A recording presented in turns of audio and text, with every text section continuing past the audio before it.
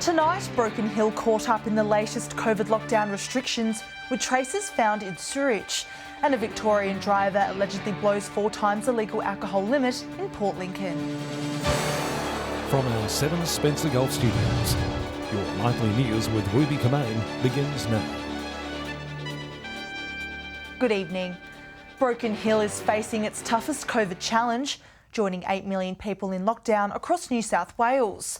Traces of the virus found in local sewage, with locals facing the prospect COVID has made its way to the furthest reaches of the state. More than 1,000 kilometres from the virus epicentre, our outback city is largely deserted. Sent into lockdown on Saturday with no press conference from the government accused of letting the virus spread to regional areas. As we know, in regional rural New South Wales on a Saturday afternoon, the opportunity to go out through the media is very difficult. Yet journalists from 4 local media outlets, including 7 Spencer Golf News, were working and provided updates across the weekend. Well, what a disrespect the Deputy Premier has done to regional New South Wales. Posting it on social media on a Saturday was like he didn't want to front up to questions by the media. And just a day into lockdown, the rules changed again. We're only allowed to leave the home for essential reasons and are now limited to how far we can travel. Masks must be carried at all times and worn outside when working or queuing. Schools and non-essential businesses closed. Hospitality offering takeaway only. It's always going to be a bit of a struggle when you're locked down. You don't have tourists or just our community walking the streets. Many feel this is the lockdown we had to have. The big question is, how did the situation get to this point? It needs to be asked why under a Royal Commission. Why did they not lock Sydney down when there was an outbreak in eastern suburbs, when the numbers could have been contained? Only last week, a permit system for Sydney-siders travelling to regional areas was being worked on. We're working with the Commissioner. The permit system will be up this weekend. And now that we're in lockdown, it does give us a period of cover in the regions. Our border bubble with South Australia is now closed except for the most essential reasons. Isolated and on edge, but standing united as Broken Hill always has. And our Broken Hill reporter Lachlan Itter has more details on the local response, with testing and vaccinations scaled up across the city following the discovery of virus fragments in sewage on Friday. While the latest sewage sample has come back clean, health authorities warn that doesn't mean we're in the clear. They say testing is key to finding any COVID cases that may be circulating in the community. To that end, testing has relocated to Memorial Oval, entering from William Street. That will operate 7 days a week from 8 a.m. to 5 p.m. Anyone with the mildest of symptoms told to get tested. By and large, if you have a positive detection, there tends to be a positive case in the community at some point. The Pfizer vaccine is now available to anyone between 18 and 59 years old at the Blen Street Clinic. Details on how to book are on your screen. Local health officials also say plans are in place to minimise strain on our hospital if we do have a number of cases. These additional restrictions on healthcare facilities have already been introduced. And with the rumour mill working in overdrive over the last few days, a reminder that the public will be notified of any local cases by New South Wales Health and through local media. For now at least, there are no infections in our district. 2 new rounds of Great State Vouchers are set to hit the market in the coming weeks, offering South Australians accommodation, tours and experiences across the state. It's hoped the scheme will help the struggling tourism industry, focusing on locals exploring their own backyard. Another boost set for the tourism sector. We've just launched 2 new rounds. Burkirk Glamping in the Clare Valley is one of hundreds of accommodation providers and tourism operators benefiting from previous rounds of the Great State Voucher Scheme. Look, the first round was just phenomenal. I wasn't sure what it was all about, so I participated in it, and I got over 200 bookings in a 10-week period, which was over the summertime as well. So it just was amazing. The latest announcement seeing rounds 5 and 6, with more than 75,000 vouchers up for grabs in spring, an estimated $90 million boost for the struggling tourism industry. Round 5 will open in September, with vouchers of up to $100 for use on accommodation. Round 6 will follow in October, offering travel vouchers worth up to $200 for hosted tours and experiences. To date, we've run 4 rounds of vouchers and they've delivered to the visitor economy an estimated $64 million.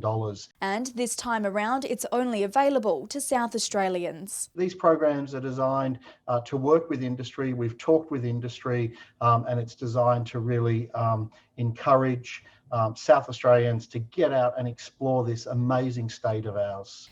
Katrina Musson, 7 Spencer Golf News. A Port Augusta man who hit and killed a couple walking home from Hotel Augusta last year has been jailed for at least 6 years. The 40-year-old man was sentenced for leaving Stephen Press and Naomi Braden on the side of Karoona Road after hitting them with his four-wheel drive while intoxicated. Sentenced to 8 years in prison with 6 years non-parole, the man has also been disqualified from driving for 20 years upon his release. A man was reported for allegedly drink driving nearly 4 times over the legal limit in Port Lincoln early this morning. Just before 12:30 a.m, police stopped a car and the driver was submitted to a driver screening test. The man allegedly recorded a positive reading of 0.204, more than 4 times over the alcohol limit. The 30-year-old man from Victoria was issued a 12-month loss of licence and will be summoned to appear in court at a later date. Still to come tonight, the Whyalla community rallies to keep an aged care home open. And police investigate reported illegal dumping in Port Augusta. We'll see you soon.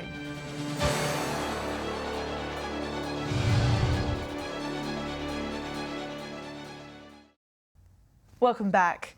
Hundreds of people across the Whyalla community have come out in support of residents at the Annie Lockwood Court aged care home set to soon close. Local leaders also calling for better pay incentives for aged care workers.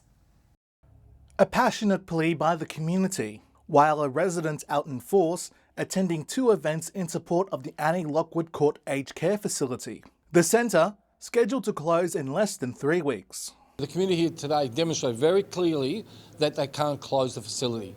That was unanimous. There was about 140 people that attended and they all said no closure.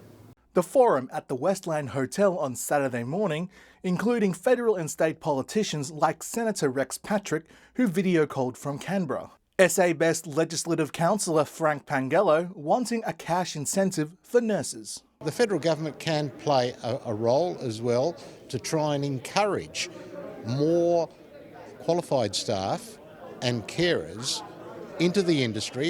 While yesterday afternoon, hundreds gathered for another public rally held at the foreshore. There was tension in the air when the husband of Kindred Living CEO Juanita Walker addressed the crowd. However, for event organiser Peter Duffy, he's happy with the turnout for the second rally. We got people that were more passionate and people that are more concerned about trying to keep it open. And all we want is just to keep it open until a new person arrives anyway. While the member for Giles agrees with Frank Pangello on a cash incentive, he's asking for better pay for aged care nurses. One of the issues is the gap between what you earn in aged care and what you can earn in, say, the public health system or elsewhere. Another rally is scheduled at the foreshore next Sunday afternoon. Mark Zita, 7 Spencer Golf News. The price to dump rubbish responsibly seems to be too high for some. Port Augusta is currently experiencing high levels of illegal dumping, which is costing ratepayers a fortune to clean up. Edward McCarroll reports. Port Augusta Council finding that Stirling North, Davenport and Yorkeys Crossing are suffering from an increase in repeated illegal dumping. People are not just dumping bags of rubbish, there's significant trailer loads or possibly tip truck loads of rubbish in our native environment. Look, it's disgusting. Residents concerned about the implications this level of dumping could have on local biodiversity. Motorcyclists also worried about their safety, with abandoned furniture and concrete loads now obstructing the local dirt bike trails.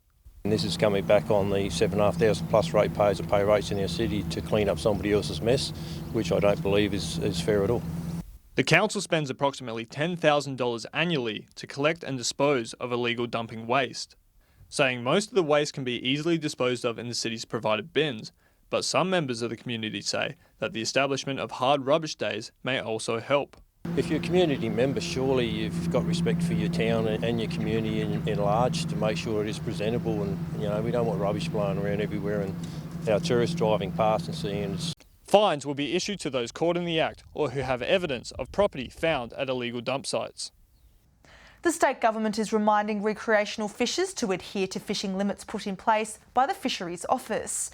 It comes after several fishers across the state recently flouted bag limit restrictions, including a man with 5 times the daily bag limit of King George whiting. Minister for Primary Industries David Basham says bag limits are important to ensure long-term sustainability of our fisheries. Fishers who are caught face up to a $20,000 fine and possible court appearance. Concerns have been raised within the Port Pirie community in regards to a council proposal which would see a section of Frank Green Park redeveloped. Our reporter Katrina Musson has more. Port Pirie Regional Council's proposal to divide Frank Green Park for residential development while redeveloping the dog park has raised concerns within the community. Locals taking to social media, creating an online petition to save Frank Green Park, which now has more than 980 signatures. But the city's mayor says there is no need to be concerned. There's a fair bit of inaccurate information going around saying that we're going to get rid of the dog park that's in Halliday Street. Not the case, we're enhancing the dog park. That we've already made the decision to sell land, not the case.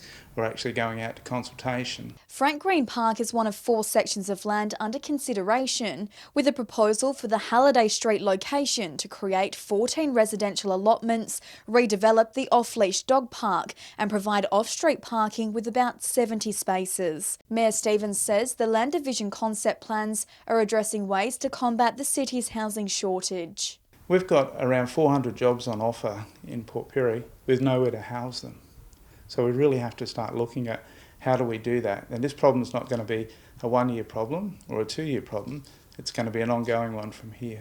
The dog park redevelopment could see segregated small and large dog areas, structures and better facilities, and also play equipment for dogs. It's a consultation process. We're not sure that we're going to do that yet. We're about looking at that. Council is welcoming submissions and feedback online at their website, via email, mail or in person at Council's Administration Centre, closing September 15. Stay with us after the break. A prominent Eyre Peninsula winery up for sale, and registrations open for Port Lincoln pet owners to register their furry friends.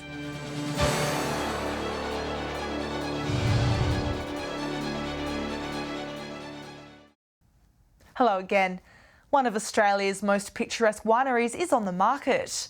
Port Lincoln's Boston Bay Winery up for sale, with the current owners hoping a buyer will share their love for the wine industry and take on the business. After nearly 4 decades in the industry, Mary and Graham Ford are selling their iconic winery. It's been a wonderful success for us, and it's time to move on. Planting the vineyard in 1984, the family-run business has helped shape the tourism industry in Port Lincoln, the business showcasing the city on the national stage.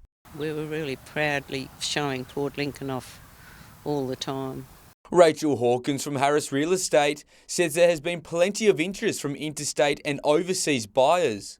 The location, a major draw card. The location is absolutely iconic. There's nothing else like it in Australia. You've got a 15-hectare site here for Port Lincoln, absolute water frontage.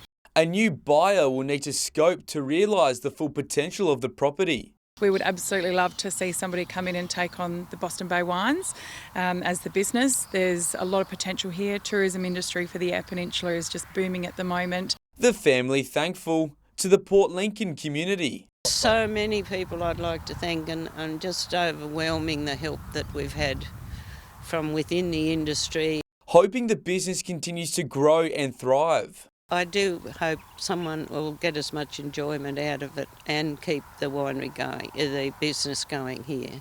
Dylan Smith, 7 Spencer Gulf News. The Lower Eyre Peninsula District Council has approved its business plan and budget for the new financial year. A trial of curbside recycling and roadworks on Flinders Highway and Bratton Way will feature in the council's approved annual business plan. Residents will see an average of a 1.8 to 2% rate increase, while $90,000 has been allocated for the Coffin Bay Stormwater Management Plan. Port Pirie Police is seeking the owner of coil electrical cabling, which was recovered last week. At about 11:15 Wednesday morning, police attended the local golf course after reports of a man in the area carrying a coil of electrical cabling. Further investigations revealing the cabling does not belong to the man or the golf course. Police have been unable to identify the owner. Anyone with information is being asked to contact Port Pirie Police or Crime Stoppers. Port Lincoln residents are required to register their pets by the end of the month. Registrations are now open. Owners who registered before the due date go into the draw to win a $70 prize pack. Pet registration said to help return your pet quickly if they go missing. Visit the Dogs and Cats online website to register your pets by August 31. Late fees will apply. Stay with us after the break. Our reporter Mark Zeta will bring us the scores from weekend footy games. And we'll have all the weather details with Alex Sykes. See you shortly.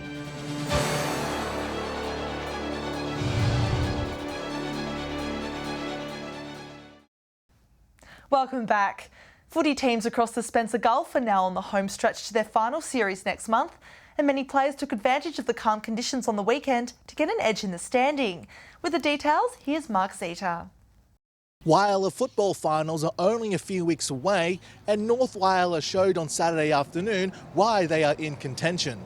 The Magpies started the match on the right foot, scoring 5 goals in the first quarter. While Rapina had a strong start with 2 goals of their own, North Whyalla dominated the game from the second quarter onwards. Sam Venning, the Magpies' top goal scorer, with 6. Rapina's Kynan Buellman leading his team in scoring with 2 goals. In the rest of the league's matches, Waroona Bay were 83-point victors in their Friday night match against South Whyalla. While in the other Saturday game at Bennett Oval, West Whyalla dominated their clash against Central with an 8-goal victory. Moving over to the Spencer Gulf Football League, and South Augusta and Solomon Town came away with a tie at Central Oval. The Bulldogs' Ethan Reid and the Cats' Mason Munsberg respectively leading their teams in goals, while only a behind separated West Augusta and Port at Port Oval. Meanwhile, Prop Risdon were dominant in their victory against Central Augusta at Memorial Oval, 132 points to 47. In the Port Lincoln Football League, Wayback had a slim 2-point victory over Mallee Park on Saturday. Jonty Seal and Sean Maxfield leading the away team scoring with 3 goals each. Mallee Park's Hippie Wanganeen having 4 of his own. The final score, 14-9-93 to 14-11-95. Marble Range dominated in their 49-point win against Lincoln South, while Tasman defeated Boston 12 goals to 5. While in Broken Hill, South defeated Central 12-9-81 to 2-5-17. The North versus West match was forfeited by the home team after multiple players showed flu-like symptoms. That's it for Footy Wrap. Tune in tomorrow where we take a look at the other results from the weekend. Time now to take a look at what's happening in the weather. Here's Alex Sykes. Thanks, Ruby, and good evening, everyone. After a beautiful, calm weekend, today brought with it mainly fine conditions too. It really is starting to feel like we are climbing out of the depths of those cold winter months. From 3 p.m, Whyalla was partly cloudy and 15, Port Lincoln reached 16, and Woodner was cloudy and 17 degrees. Looking further out across the region now, Port Augusta was mostly sunny and 17. Port Pirie and Adelaide both were cloudy and reached 17. Broken Hill was sunny and 18. Kadina and Cleve both were cloudy and 15 degrees. Clare was cloudy and just 12. Cooper Pedy was sunny and 22. Coffin Bay cloudy and 16 degrees. Taking a look at the satellite image now, low cloud across South Australia's south is thinning out as brisk winds ease, now causing just the odd light shower in central and southeastern areas. Bright looking high jet stream cloud crossing the north is not bringing any rain. Clear skies elsewhere, which will lead to a chilly night. Moving on to tomorrow's weather outlook now, and we'll start with the Gulf waters. Southwesterly winds between 10 and 15 knots, seas below 1 metre, and south to southwesterly swell 2 to 3 metres south of Cal and Woolaroo. And a short time ago, marine wind warning was current for South Australia. To tomorrow's temperatures now, possible shower for Port Lincoln 6 16 degrees. Cleve set to reach 15 and Woodna cloudy and 16 degrees. Whyalla partly cloudy and 16 degrees. Port Augusta 18 and Kadina to reach a high of 15 degrees. Port Pirie partly cloudy and 16. Clare to reach a high of 13 degrees and Broken Hill to top 15. Taking a look further through the week now, mainly fine day on Wednesday, sunny for Cooper Pedy and Woodna, partly cloudy across the rest of the region, temperatures to be in the high teens to low 20s.